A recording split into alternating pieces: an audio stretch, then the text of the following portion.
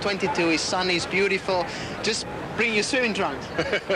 So I just took a shirt and nothing else, and I got here, and the captain said, well, welcome to Melbourne. It's 8 degrees, and there's a big storm outside. Oh, now, Frankie, look, you're famous all around the world for those great leaps off the horses at the end of the race. If you happen to win the Melbourne Cup on Bullwinkle, you can do that for us? Well, actually, the stewards had a quiet word with me, and they said, well, if I start doing anything silly, they might find me. But, I mean, Bullwinkle's got an outside chance.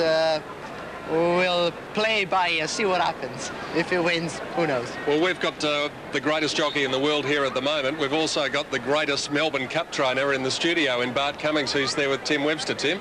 Yeah, hello, Pete. Yeah, Bart, welcome. Good. Welcome to you. Good, Tim. Yeah. Haven't got a runner in the Cup this year, which is unusual. Yeah, I think it's the second time in about 30-odd years. But if you haven't got the horse to win it, you just can't do much about it. Don't put one in, yeah. Pete, I'm sure you'd like to get involved in this conversation with Bart as well. He said 5,000 people have asked him for a winner in the Cup yet, so you can be 5,001. Yes, well, we asked Bart last night. Of course, he was part of our special Melbourne Cup preview program. And if anyone knows what it takes to train a Melbourne Cup winner, it's Bart Cummings. I might just ask Frankie, because he does have to go. What did you think of the atmosphere here in '93 when you rode Drum Taps? It was amazing and pretty unique. I think the only two races I can experience the same feeling is the Epsom Derby and the Arc de Triomphe in France. And I'm sure the Flemington crowd can equal the atmosphere. And is amazing this last 2 years, this race, how much has grown, and it's great to be here once again. Frankie, it's great to see you. They're just about to jump. You're riding in the next 2 races and then the Melbourne Cup. Good luck to you. Thank you. Frankie Dettori, the world's #1 jockey. More with Bart Cummings and Tim Webster very shortly. But as you can see, the gate's being filled here for the third. Let's go up to the commentary box. Here's Dan and Gary. Thanks, Pete. Let's have a look at the tote screen. Caleb's 4.30, Beera run the favourite, 2.90. Brave Bulldog 8.20. Proven True at $6.70. That's Arlanya just behind the gates, the outsider of the field. Scripture 24, Shostakovich at $4.80. Very handsome looking Colt Arlanya. It's by El Kahira. It's stuck have a great record down the straight here. But a couple of promising types. But again, Gary Willits, it's the query about the ground. Well, it definitely is, Dan. But gee, Caleb's taking a line. His form line's pretty good through Wing Charger. Well, here's Arlanya playing up here. Okay. Now Scripture almost dove through the front of the gates there. Arlanya goes into the line, riderless. Now we've got Beera coming up to the gates. It'll be the last one to be positioned. Yeah, it looks like the 1 and 3 horses, Dan. You know, they've both got the form. Beera goes in. A Bluebird out of a very good filly called a Dark Rhythm, or mare now, but she was a very good filly in her racing day.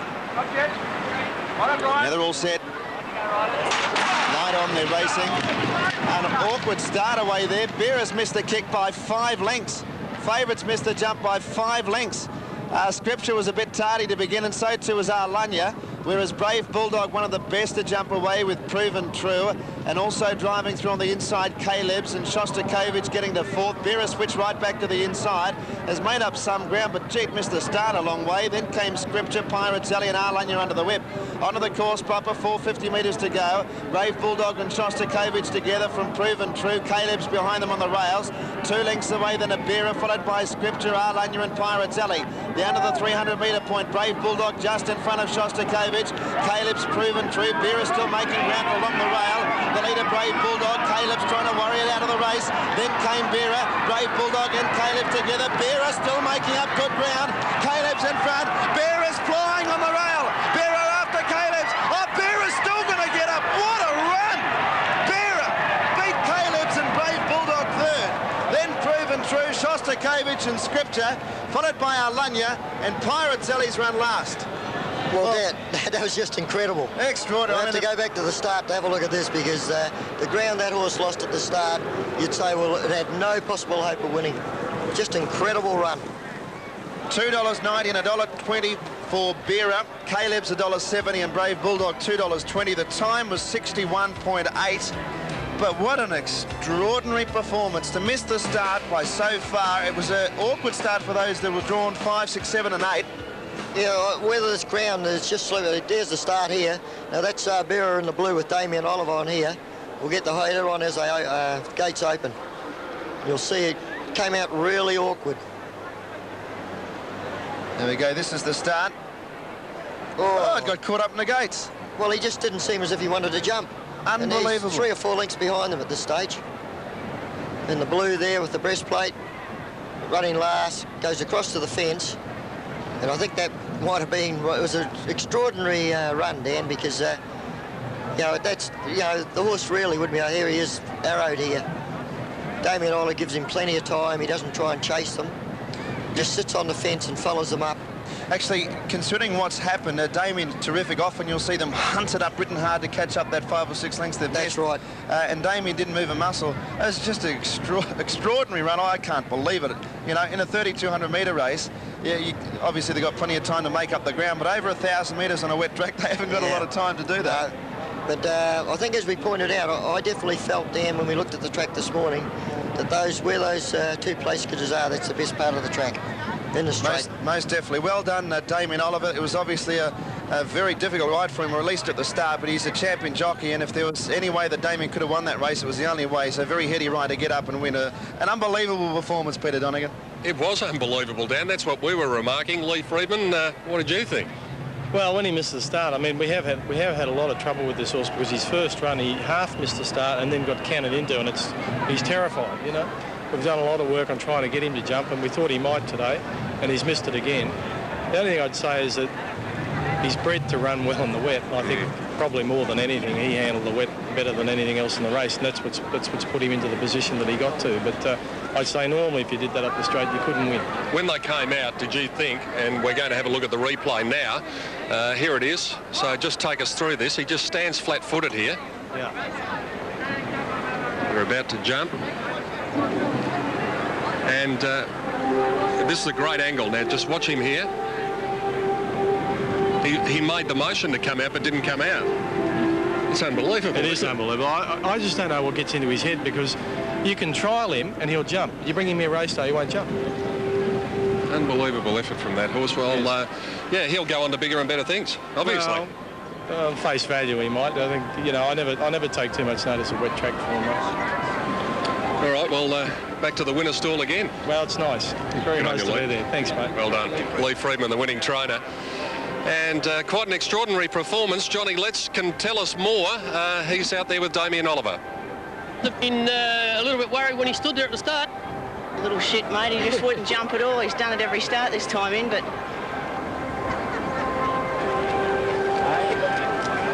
Boy. Okay. Good luck, mate. Just got a few audio problems out there with Johnny Letts, but Damien Oliver, what an incredible effort from that horse, Vera. And I think he summed that up beautifully. Number 3, Vera, the winner. Second placing, number 1, Caleb's, and third, number 4, Brave Bulldog. After the third, we'll take a break and be back to Flemington, where anything can happen on Melbourne Cup Day.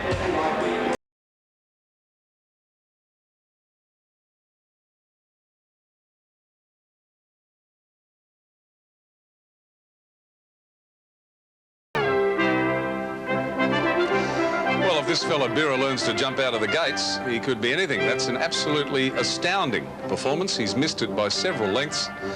And then, and Bart Cummings is still with me, come up on the inside, and Damien made sure he got there, Bart. Yeah, he's got a bit on the rest, I think, Tim. Yeah, hasn't he? His mother was a very good 2-year-old and 3-year-old, won about 3 or 4 Group 1 races. It was raced by Victor Peters, Toads Rossi fame. Yeah. Good win, that. A very good win indeed. Well, welcome back to you, right around the nation. As I say, Bart joins me. I'll get Peter and Jenny involved in the conversation in a minute when we get the presentation divvies out of the way. I'm interested, Bart, I think you like Vintage Crop for the Cup, do you?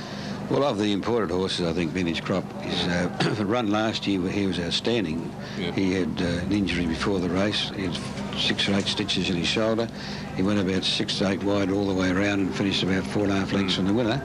They just don't do that. And this year, I think he's been programming in Europe with this race in mind, set particularly for it. Just getting hunches, you know, as trainers can. Absolutely. We're allowed to do that. And I think today is the day which it's his Waterloo Grand Finale, and probably retired after he wins the day. That's my prediction. Not only are you allowed to have hunches, you're allowed to pass them on to people like me. It's all right. It's perfectly acceptable. Well, it's in club. It's just between you and I. Just between you and I. Right. Yeah. There's only a couple of million other people just heard it, but that's all right. They won't get time to get on. Presentations are right. We'll keep Bart here for a second. We'll get these presentations underway. Here's Richard Zachariah. Welcome to the presentation for the Anderson Consulting Stakes, won by a pretty slick 2-year-old. Our VRC host for this race is Mr. Keith Southwick. Thank you, Keith. Wonderful race for 2-year-olds. And the sponsors, of course, are the Anderson Consulting firm, and Mr. Derek Young is the managing partner. Thank you. Good afternoon. On behalf of my partners in Anderson Consulting, I'd like to say how delighted we are to be associated with the VRC Spring Racing Carnival through sponsorship of the Anderson Consulting Stakes. Melbourne really is a different week during Cup Week, and Cup Day, Melbourne really changes, and you really see Melburnians in a different light. We have about 80,000 people here, beautifully dressed, watching races, watching each other, and generally enjoying themselves regardless of the weather that Melbourne's turned on. I would like to congratulate Lee Friedman for his preparation work on Bira, who he's got peaking at just the right time, and thank Damien Oliver, or congratulate Damien Oliver, for an outstanding race, particularly given the start. It certainly was. It was a great ride from Damien Oliver. And there we're seeing the end of the race. He stayed over on the rails and made sure he got there, and the horse got there in great style in the finish, as our presenter just said, despite the shocking start that he had. Well, Peter and Jenny are down there. I'm sure they'd like to get involved in the conversation as I throw back, but I'm interested to know whether you think Nothing Like a Dane can become the second 3-year-old in some 50-odd years to win a Melbourne Cup, or go close. I haven't run a 2-year-old or 3-year-old in the Cup. I considered when the 3-year-olds did win the Cup, the top weights had something like about 10 stone, and the light weights had 48 or as low as 5 stone. These days, the weights are compressed. It's more like a quality handicap. You must win a weight for age race before you're capable of winning it. And there are weight for age horses in there within 2 kilos of the 3-year-old. And I think it's just too hard for a 3-year-old to do it. Difficult to do. If he wins, well, it's terrific. Yeah, it sure is. Peter and Jenny, Wild Bart's here. While you've got him, anything you want to ask him? Well, I was just going to mention to Bart, the Crown Quality was run nearly 2 seconds faster than the Derby on Saturday, and I was just wondering what Bart thought, as far as the 3-year-old goes, how much it's going to take out of this horse to run in the Melbourne Cup after 3 days break. Too late now. Those things should have been considered before they paid the 10 grand for the acceptance fee. So I think it takes a fair lot out of them, but I wish him well and hope it doesn't hurt the horse too much. But what's your opinion of the way Jean's going at the moment? Do you think he's going well enough to win? I agree with what Lee said last evening. He has lost a certain amount of his acceleration, or turn of foot as they call it in Europe, and he's not quite the horse as we've this year. What we've seen in the weight for age races this year is something lacking in his finishing burst. That, given the weight he's got to carry, it's hard to win it when you're top weight 2 years running. When Golden Black won it, he wasn't top weight the first year. He certainly was the second year, but he was in the reasonable bounds where you could have a chance. I think John's gone past a little bit hard now. Thanks for joining us. Pleasure. Good to see you. Just stay there for a second. I'll let Peter and Jenny take it away, and we rejoin you. Thanks, Tim, and thanks very much to Bart Cummings. Let's go upstairs now and get a tote update on the next event. Race number 4 on the card, 10 scratchings, only a field of 7 to run. Here's Dan. On the first page, a bit bare. Catalan Prince at $2.70 and $1.90. Opens Popular Elect, Impending $4.60 and $2. Both horses have won in the wet. Red Rhythm placed in the wet twice from 2 runs. $5.30 it's opened up. On the tote, Been Dancing at $4.20, Tactics at $25, Step Father $15, and Spanish Quest, who's a stablemate of Tactics, at $15.20. And again, reiterating, there is only 2 place dividends on race number 4. Let's have a look at the Melbourne Cup. Start time is at 3:20 Eastern time, Eastern Summer Time. Double Trigger $5.60. Jean at $15.20. Vintage Crop at $9.30. Then down to Doremus at $9.70. They're the top 3 on the first page. Bullwinkle at $23.90. Count Chivas, 14.20. Darchart, $20, the Sydney Cup winner. Double Take, fourth in last year's Melbourne Cup at 48. Quick Ransom, 17. Few Are Chosen, $11.60 is about fourth favourite at this stage. Yes, indeed, 19.40. Storm, 17.30, just coming in a point or two. And then down to Electronic at $24 and $16.40 for the 3-year-old. Nothing Like a Dane. So Double Trigger still the popular elect and quite clearly. Race 4 is the Schweppes 1800-metre affair. A lot of ink needed in the pen, Terry, to put the pen through a lot of the scratchings, of course. But an interesting race just the same, Terry Kennedy. Yes, Dan, a lot of scratchings in this race, as you mentioned, but the big tip of the day really has been Catalan Prince. And I'm not giving too much away with the bookmaker odds, but if you put $1 on, you'll be getting $2 back. So it is short in the ring, yours for theirs on that last race. Birra was extremely well backed. A lot of bets of 10,000 straight out, a lot of bets of 20,000 straight out.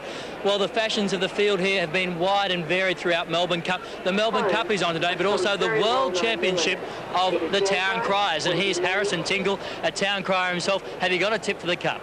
No, I'm sorry. Horses are like dogs to me. I have no chance. OK, the World Championship of Town Criers is on. Give us your stuff.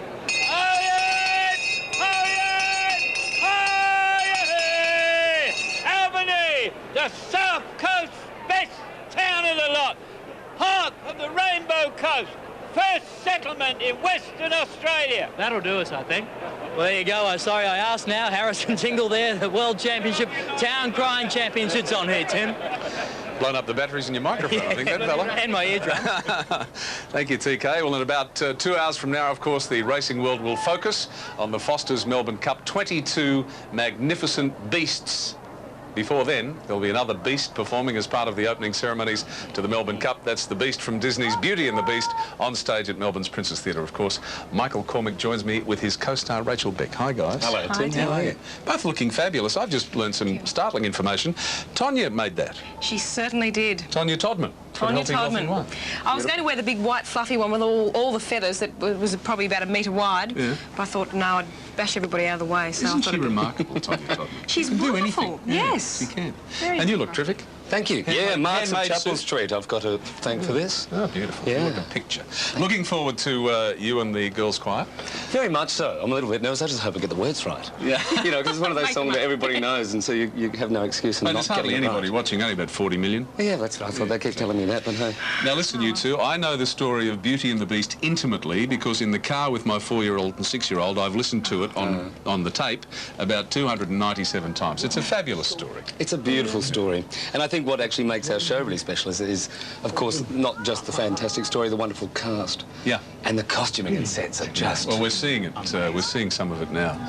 And for those of you who don't know the story, I mean, it's basically a classic fairy tale. Oh, yes. Yeah, absolutely.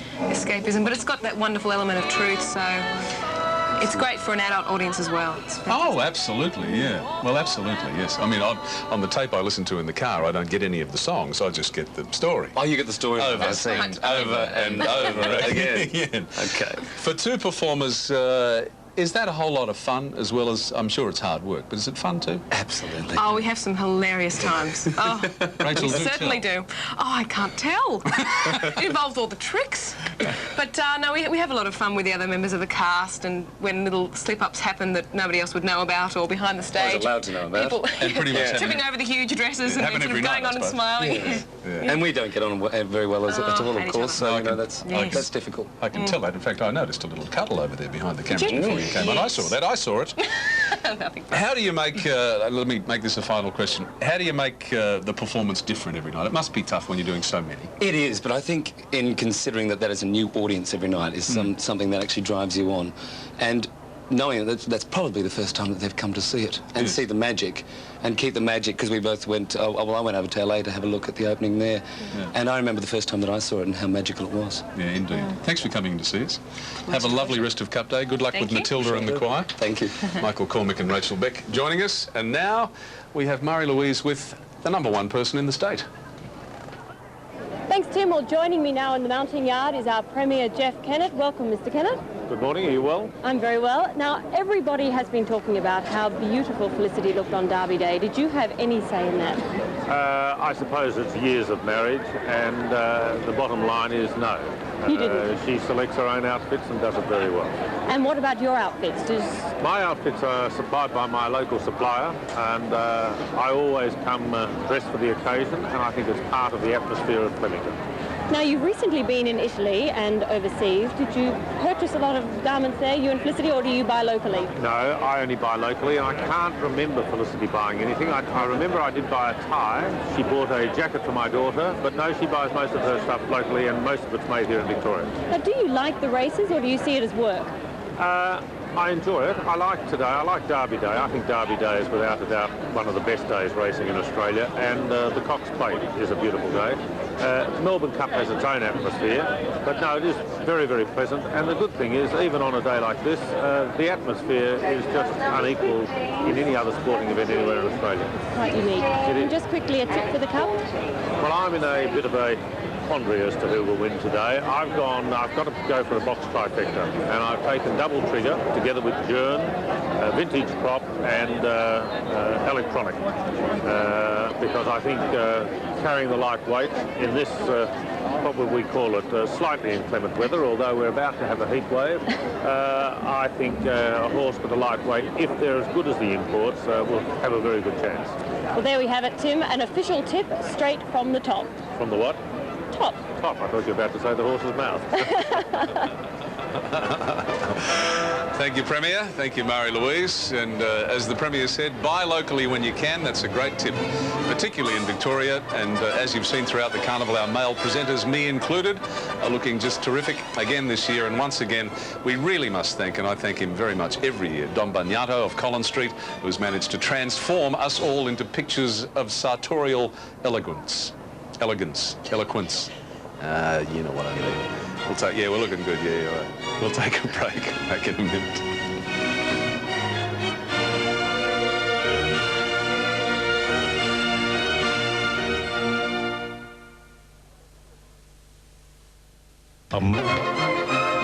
Welcome back, and there's a bubblehead made out of soft drink bottles. Why not? Why not? There's a lot of people here today on Melbourne Cup Day 1995, just getting into the spirit of it. And that's exactly what you have to do. We hope we're capturing a bit of that spirit for you wherever you're watching us right around the country. Sandra Sully has Hugh Jackson and Deborah Lee Finesse with her. Sandy. Hi, Tim. Yes, I guess you could describe them as Australia's hottest acting couple, couple being the operative word. We know about it's not so much a hot new romance anymore, is it? No. Months old now. Now, welcome to the Cup. You having a good time? Thank you. Beautiful time, even with the rain. Prepared. Yeah. We're having a great time. This is my first. My second. Okay, now you must have got some idea of who you want to back today. Well, I'm a bit of a fan of Gay Waterhouse, so I'm nothing like a Dane. And Deb's had the dream about it, didn't you? But yes, I chose Nothing Like a Dane too. You both did. We're far too compatible, you see. I'm going to ask you, Hugh, a little bit about Beauty and the Beast. It's going very well for you, isn't it? Oh, it's fantastic. It's great. It's a great cast. And of course, Michael's singing today, and everyone, you'll love watching Michael singing Waltzing Matilda, and it's just fantastic. It's going great. All right, well, thanks for joining us. Hope you have a great day. Thank you. Thank you very much. Back to you, Tim. Sandy, thank you. Everyone looks like they're having a lovely time down in our marquee. Now, once again this year, giving you the chance for you to win on each day of the Melbourne Cup Carnival with our Crown Fashion competition. Now, the race course, it's full of whispers, hot tips, and here's one for you.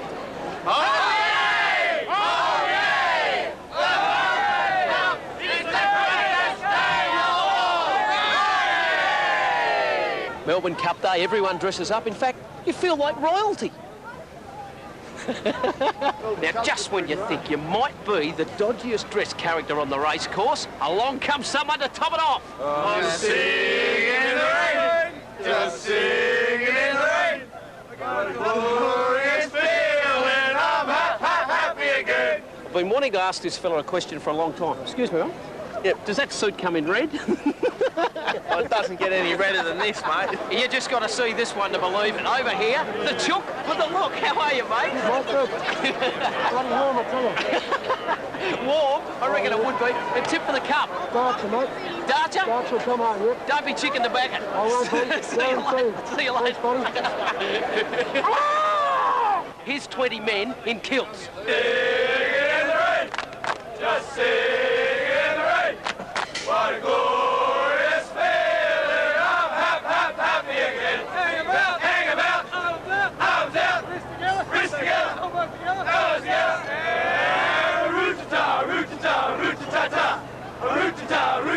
roo-ta-ta-ta. I'm singing in the rain, just singing in the rain. That man can do more bad gags in the space of 60 seconds than anybody I know. Thank you, Timothy. Peter Donegan, would you stop looking at those people, please? Pete, in all your 25 years of coming to the Melbourne Cup, I don't suppose it's ever occurred to you to cross-dress or something to do it, has it?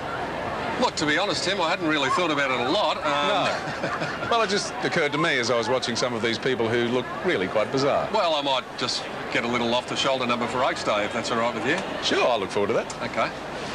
There's something to look forward to, Tim. Can't wait for that one, Pete. Yeah, terrific. The Schweppes 1800 and getting back to the racing is the next race on the card, and these runners are in the mounting yard. 10 scratchings in a field of only 7 starters here. Scratchings 1, 2, 4, 6, 7, 8, 9, 11, 16 and 17.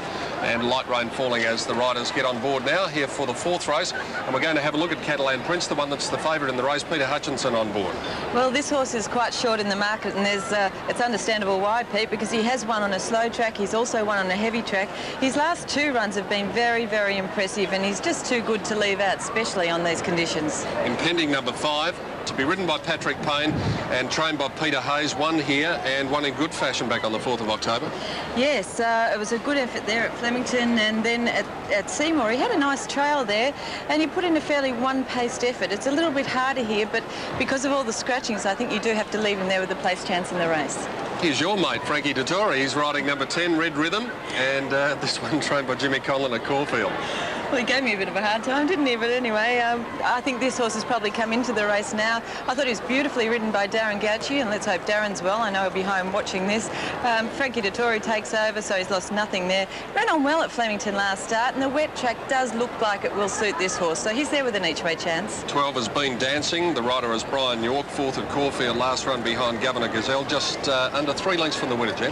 Yes, I thought he was forced to go a little bit early at Caulfield at his last start. He's a horse that he did keep going on that occasion, so it wasn't too bad. I think he's probably left there with a bit of a value chance in the race, Pete. Brett Preble and John Marr team up here with number 13 Tactics, and they'll be teaming up at 20 minutes after 3 with Darcher in the Melbourne Cup.